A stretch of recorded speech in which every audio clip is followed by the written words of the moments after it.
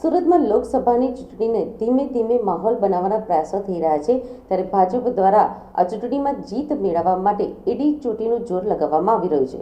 ત્યારે ભાજપે ડોક્ટર્સનું સ્નેહ મિલન યોજ્યું હતું. આ સ્નેહ મિલનમાં ગુજરાત ભાજપ પ્રદેશ અધ્યક્ષ સી.આર. પાટીલ તથા ગૃહ રાજ્યમંત્રી હર્ષ સંઘવી પણ ઉપસ્થિત રહ્યા હતા. જેમાં પાટીલે કહ્યું હતું કે ઉમેદવારને નહીં પરંતુ નરેન્દ્ર મોદીને જોઈને તમામે ભાજપને મત આપવા ભલામણ કરવી જોઈએ.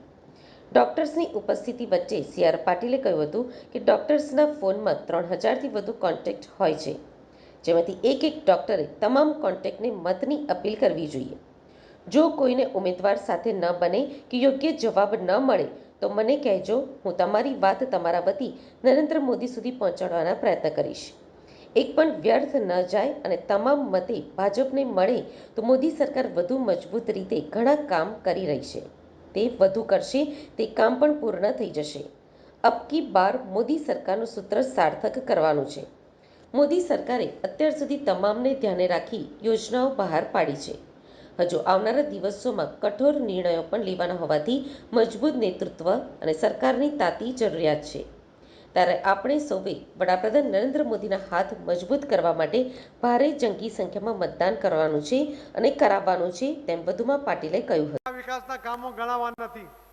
આજે આપ સૌને બોલાવ્યા છે, આપ સૌના આશીર્વાદ લેવા માટે બોલાવ્યા છે.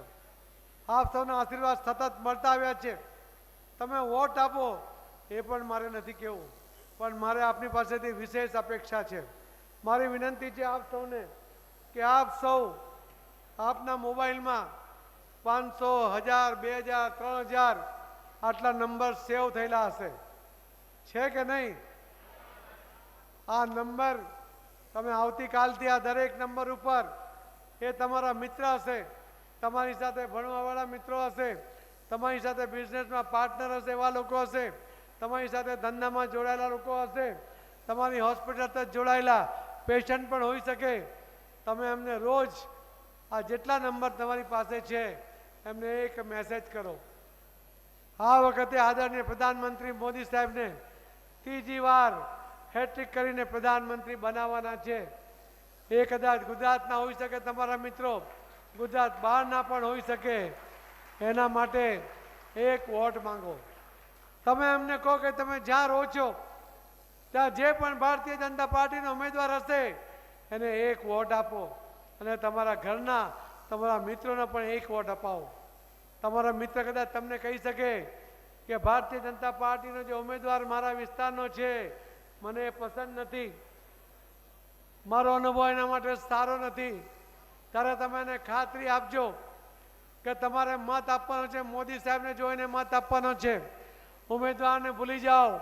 જો ઉમેદવાર તમને અનુકૂળ ન થાય તો તમે મને અહીંયા કહેજો, હું મોદી સાહેબને કહીશ કે આ વિસ્તારનો આ લોકસભાનો ઉમેદવાર જે ચૂંટાયો છે એ વિસ્તારમાં કામ નથી કરતો, એના કામ કરવા માટેની જવાબદારી તમે બધા લેજો, મારા વતી લેજો. હું તમારા વતી સાહેબને રજૂઆત કરીશ. પણ તમે મત આપી દો, તમારો મતદાનનો અધિકાર કરી લો, એ પૂરતું નથી. તમારે તમારા સ્ટાફમાં તમારા મિત્રો સાથે આ દરેકનું મતદાન થાય. તમે જે સોસાયટીમાં રહેતા હશો એ સોસાયટીમાં પણ 100% મતદાન થાય એનો પ્રયત્ન કરવો પડશે. તમે જ્યારે 2-3 હજાર નંબર તમારી પાસે હશે એમાંથી 15,000 થી 20,000 મત તમે આખા દેશમાં અપાવી શકો એવા એક ડૉક્ટરની એ તાકાત છે મિત્રો. ને એટલા માટે મારી આપ સૌને વિનંતી છે કે આ દેશના ઉજ્જવળ ભવિષ્ય માટે, આ દેશે જે વિકાસની રફતાર પકડી છે એને ઝડપમાં ચાલુ રાખવા માટે હજુ પણ કેટલાક નિર્ણયો કરવાની જરૂર છે. એવા મજબૂત નિર્ણય કરી શકાય એના માટે મોદી સાહેબને જીતાડવા પડે, 400થી વધુ સીટથી જીતાડવા પડે તો જે મજબૂત નિર્ણય લઈ શકે. એ આપણા માટે છે. મોદી સાહેબની આ જીત આપણા માટે છે, આપણી આવનારી પેઢી માટે છે.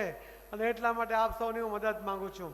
મને વિશ્વાસ છે મિત્રો કે આપ સૌના સાથ અને સહકાર સાથે 400થી વધુનો જે મોદી સાહેબે સંકલ્પ કર્યો છે એ 100% પૂરો થશે, એ મને વિશ્વાસ છે.